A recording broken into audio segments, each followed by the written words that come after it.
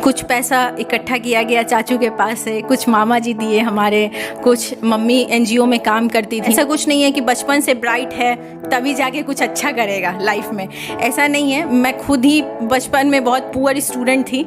उसमें भी filter out करना होता है कहीं ना कहीं कि क्या पढ़ना है क्या छोड़ना है। तो एक अच्छा कंटेंट पढ़ने के लिए अब किन किन चीज़ों का ध्यान रखना है। तो मॉडर्न आर्ट में मैंने क्या किया कि स्तूपास का फोटो बना दिया, थोड़ा सा अच्छा लगा, टाइम टेकिंग नहीं होता है, थोड़ा रफ स्केच हम चला देंगे। सारी चीज़ों को इकट्ठा कीजिए और उससे जो निचोड़ आता है उसको अपने पास रखिए। बचपन में हम लोग कोई कॉमिक्स पढ़ लेते तो दिमाग में याद रहता था, उस तरह से अपने आप को चीज़ों को डेवलप कीजिए। क्योंकि अगर रिजल्ट नहीं होता है तो डीमोटिवेट नहीं होना है, क्योंकि आप में पोटेंशियल है और आप ही कर सकते हैं। मोदी जी का कि बेटी बचाओ बेटी पढ़ाओ, तो वही मैं कहूँगी कि यही नहीं, अपने घर में ही नहीं हम बेटी को बचा रहे हैं, हम ससुराल में भी बचाएंगे इस चीज़ को। नमस्कार दोस्तों, स्वागत है आपका कोई इंस्पायरिंग और इन्फॉर्मेटिव वीडियो में। आज हमारे साथ सदफ आलम मैम हैं जो 65th का रिजल्ट है बीपीएससी का, उसमें मैम एसडीएम पोस्ट पर चयनित हुई हैं। मैम का रैंक 280 है। मैम से हम बातचीत करेंगे कि मैम जो है कि कैसे प्रिपरेशन करती थी, इनका टाइम टेबल क्या करता था, इनका इंस्पिरेशन क्या था, मोटिवेशन क्या था और कैसे नोट्स बनाती थी और बुक लिस्ट कौन कौन सा फॉलो किया है। और सिर्फ इनका ये पहला सिलेक्शन नहीं है, इसके पहले 64th का रिजल्ट जो जून में आया था उसमें मैम फर्स्ट अटैम्प्ट था उनका। उस समय रिवेन्यू ऑफिसर के पोस्ट पे चयनित हुई और ये इनका सेकंड अटैम्प्ट है। और बीपीएससी में जो सबसे मोस्ट टॉप मोस्ट रैंक होती है एसडीएम, वो इनको मिला है। मैम का जो ऑप्शनल है वो जियोग्राफी है और मैम का मीडियम जो है इंग्लिश है। तो अभी तक हम चैनल को सब्सक्राइब नहीं किया, चैनल को सब्सक्राइब करो, वीडियो को लाइक और शेयर करना ना भूलें। तो मैम सबसे पहले बहुत बहुत है जी, थैंक यू मैम। अपना कुछ बेसिक इंट्रोडक्शन बताइए। मेरा नाम सदफ आलम है। मेरी स्कूलिंग की पढ़ाई वनस्थली विद्यापीठ से हुई है। ग्रेजुएशन मेरा बीटेक इन इंफॉर्मेशन टेक्नोलॉजी में हुआ है। उसके बाद से मैं प्रिपरेशन कर रही हूँ। 64th मेरा पहला अटैम्प्ट था जिसमें कि मुझे रेवेन्यू ऑफिसर का पद मिला। तो इस बार मैं चाहती थी कि मुझे बेहतर मिले, बट पता नहीं था कि इतना अच्छा मिलेगा और मैं बिहार एडमिनिस्ट्रेटिव सर्विस में 65th में सेलेक्ट हुई हूँ। ओके मैम, कभी लाइफ में मनी कंस्टेंट हो रहा है? आपने सब बताया कि वनस्थली विद्यापीठ में आप जयपुर में जाकर हमने पढ़ाई किया है, तो मनी कंस्टेंट कुछ रहा है कि नहीं लाइफ में? Yes sir. उस समय जब मैं वनस्थली विद्यापीठ गई थी तो उस समय हमारी घर की फाइनेंशियल कंडीशन अच्छी नहीं थी। तो कुछ पैसा इकट्ठा किया गया चाचू के पास से, कुछ मामा जी दिए हमारे, कुछ मम्मी एनजीओ में काम करती थी, WHO में कोऑर्डिनेटर थी, तो वो पैसा, तो इस तरह से मेरी पढ़ाई शुरू होती है वनस्थली में। फिर उसके बाद ऊपर वाले जरिया बनाते गए और मैं पढ़ती चली गई और फिर धीरे धीरे हमारे घर की हालत ठीक हुई। पापा का अच्छा बिजनेस चलने लगा, हमारा कपड़े का दुकान है, तो अच्छा बिजनेस चलने लगा। तो फिर धीरे धीरे करके मैं पढ़ती चली गई। ओके मैम, आप एकेडमिक परफॉर्मेंस कैसा रहा आपका? क्योंकि ऐसा माना जाता है कि जो एसडीएम बनते हैं, डीएसपी बनते हैं, आईएएस बनते हैं, पीसीएस अधिकारी बनते हैं, तो बहुत ही ब्राइट स्टूडेंट होते होंगे बचपन में।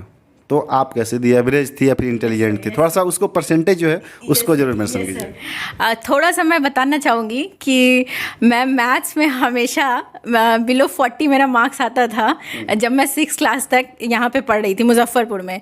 तो सर इतना मुझे डांटते थे कि मतलब तुम कैसे 10th करोगी, 10th में कैसे तुम्हें मार्क्स आएगा। और ये हुआ सर कि 10th में मेरे 95 मार्क्स मैथ्स में आए, तो और 82% मेरा आया 10th में सर।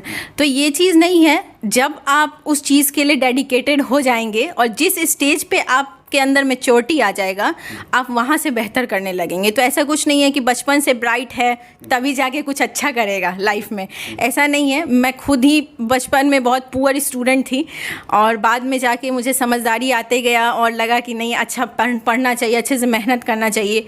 तो वनस्थली में जाने के बाद एक मेरा इन्वायरमेंट मिला, वहाँ पर लड़कियाँ सारी, क्योंकि वहाँ पर एंट्रेंस होता है, तो उस वजह से सारे टैलेंटेड बच्चे मिले, फ्रेंड सर्किल वैसा हो गया। तो उसके बाद से मेरे पढ़ाई में जो सुधार आया, तो मैं उसके बाद से बहुत मेहनत कर रही हूँ और अल्टीमेटली मुझे जो चाहिए था वो मुझे मिल गया। ओके मैम, जो है कि आप पीटी के लिए आपका रिसोर्सेज क्या हुआ करता था और पीटी में आपने कौन कौन सा बुक लिस्ट फॉलो किया था? Yes sir.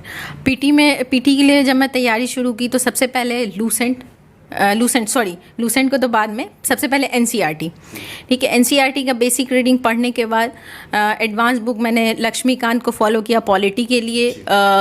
उसके बाद इन्वायरमेंट के कुछ क्वेश्चंस हैं तो वो एनसीईआरटी को पढ़ने से कंप्लीट हो गया। उसके बाद मॉडर्न इंडियन हिस्ट्री के लिए मैंने स्पेक्ट्रम पढ़ा, जो पीटी में।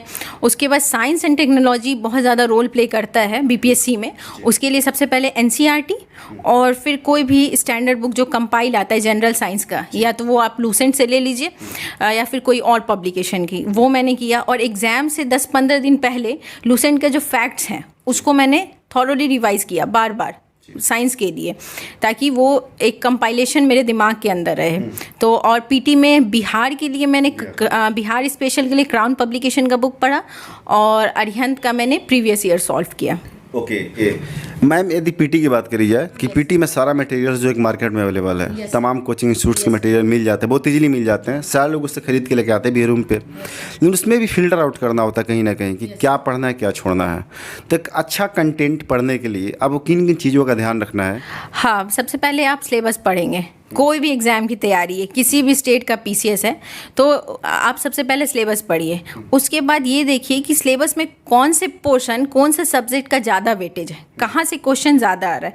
उसके बाद मार्केट से जो भी आप नोट्स ले रहे हैं वो आपके लिए कितना बेनिफिशियल है, और उस नोट्स को पूरा 2-3 रीडिंग पढ़ने के बाद उसका एक सिनॉप्सिस बना के रखिए। ठीक है, फिर जैसे जैसे आप अदर कोई और मटेरियल को पढ़ेंगे, करंट अफेयर पढ़ेंगे, तो उस नोट्स में आप वो ऐड करते चले जाएंगे। तो इस तरह से काम करना है, जो मेरे लिए बेनिफिशियल हुआ हो सकता है आपके लिए भी हो। ओके मैम, मेंस की बात करी जाए तो मेंस में जो है कि क्या क्या आपका बुक लिस्ट था, रिसोर्सेज क्या थे, और बेसिकली अगर बात करी जाए तो जो भी बीपीएससी का एग्ज़ाम होता है उसमें जो मेंस का क्वेश्चन होता है बिहार के संदर्भ में सारे क्वेश्चन होते हैं, मैक्सिमम क्वेश्चन मतलब बिहार के कंटेक्स्ट में होते हैं। तो उस क्वेश्चन को कैसे टैकल किया जाए?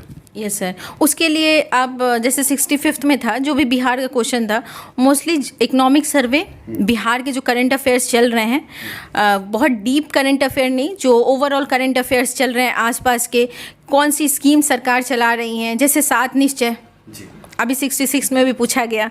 ठीक है, तो ये जो स्कीम्स है, जैसे महिला का कोई उत्थान का योजना है वो हो गया, मुख्यमंत्री जी द्वारा कोई ऐसा योजना चलाया जा रहा है जो मतलब बहुत लार्ज लेवल पे उसकी बेनिफिट्स मिल रही हैं, तो उन सारे स्कीम्स को, उन सारे योजनाओं को, इकोनॉमिक सर्वे को, इन सब का हम 5 पेज 10 पेज का एक समराइज फॉर्म में रखेंगे, जिनको हम मेंस में जहाँ भी उसकी मुझे लगेगी कि जहाँ इसको हम यूज़ कर सकते हैं उसको हम स्मार्टली यूज़ करेंगे।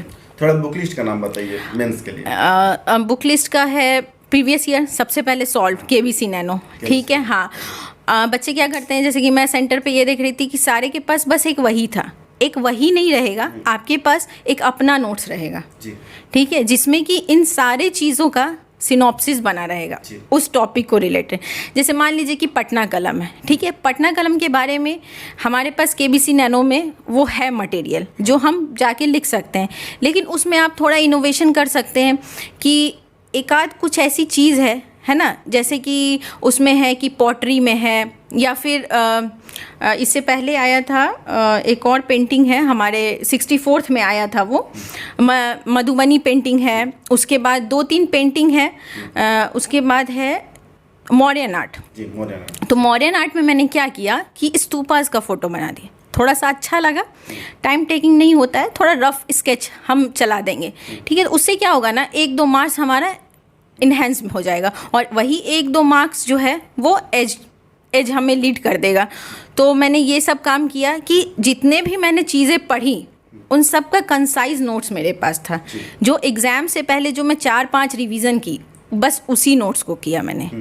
और करंट अफेयर्स विज़न आईएएस का मैं पढ़ी, तो जो मेरे लिए रिलेवेंट है, सारा कुछ हमारा रिलेवेंट नहीं है। जैसे वर्ल्ड हिस्ट्री हमारे सिलेबस में नहीं है, इकोनॉमिक्स में बैंकिंग हमारे सिलेबस में नहीं है, मनी सिस्टम हमारे सिलेबस में नहीं है, हमारे सिलेबस में एग्रीकल्चर पोर्शन है, इंडस्ट्री है। ठीक है, तो वो सारे पोर्शंस को मैंने करंट अफेयर है तो उसके लिए मैं विज़न आईएएस का बुकलेट फॉलो की, उससे अपना नोट्स बना लिया 10-15 लाइन का, जो कि मैं मेंस में यूज़ की हूँ। ओके मैम, स्टैटिस्टिक्स वाला जो पार्ट है जो बीपीएससी के एग्जाम में सिर्फ पूछा जाता है, ना यूपीएससी में पूछा जाता है, ना मेरे जानने में जहाँ तक ये जानकारी है, और किसी बीपीसीएस में नहीं पूछा जाता है। और ये मार्क्स बहुत इंपॉर्टेंट होते हैं, जो इसमें 72 मार्क्स लेके आएगा उसका सिलेक्शन डेफिनेटली होना, मतलब माना जाता है उसका होना होगा। तो स्टैटिस्टिक्स के लिए क्या करें एस्पिरेंट्स? स्टैटिस्टिक के लिए सबसे पहले आप प्रीवियस ईयर पढ़िए।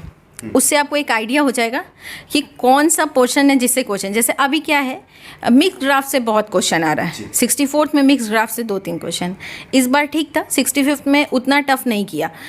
तो आप क्या करेंगे, प्रीवियस ईयर पहले सॉल्व करें, कोई भी एक बुक जो है डाटा इंटरप्रिटेशन का जो MBA के एंट्रेंस वगैरह के लिए जो होता है या SSC के लिए, वो उससे आप line graph, bar graph, mix graph उनका प्रैक्टिस करें। तो मुझे लगता है कि एग्ज़ाम में आप बहुत अच्छे से 2 क्वेश्चन सॉल्व कर पाएंगे, क्योंकि कैलकुलेटर अलाउड है, तो बस आपको प्रैक्टिस करना है, आप एग्ज़ाम में प्रोड्यूस कर लेंगे उस चीज़ को। ओके मैम, जो भी एस्पिरेंट्स प्रिपरेशन करते हैं उनके पास मटेरियल्स बहुत ज़्यादा होता है और सारे टॉपर्स से कहते हैं कि लेस मटेरियल्स रखो, बार बार रिवाइज करो।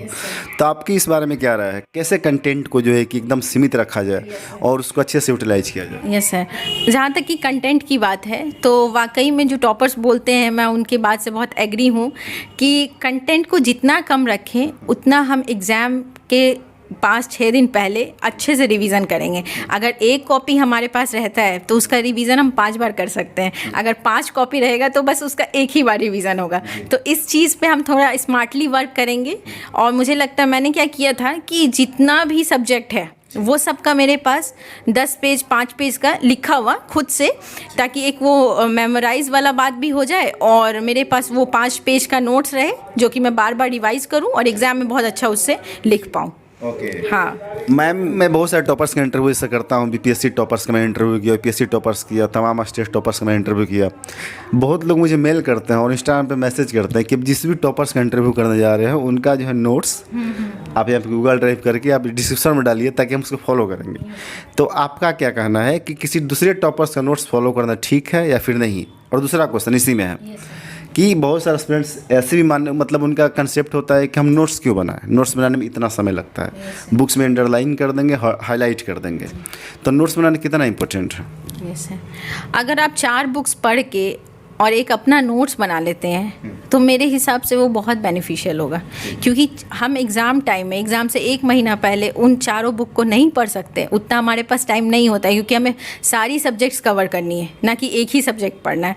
तो मेरा मानना है कि आप जो भी टॉपर्स का नोट्स पढ़ रहे हैं उनसे देखिए कि आपके लिए वो क्या क्या बेनिफिट करता है, ठीक है, उसके हिसाब से आप अपने हिसाब से अपनी स्ट्रैटेजी को डेवलप कीजिए और अपने तरीके से अपना नोट्स बनाइए, ठीक है, कि कहाँ पे क्या चीज़ आप ऐड करेंगे तो वो आपको, मतलब एग्ज़ाम मेन तो हमें यही है ना कि मेंस हमें अच्छा करना है, और उसके लिए क्या करना है, सारी चीज़ों को इकट्ठा कीजिए और उससे जो निचोड़ आता है उसको अपने पास रखिए।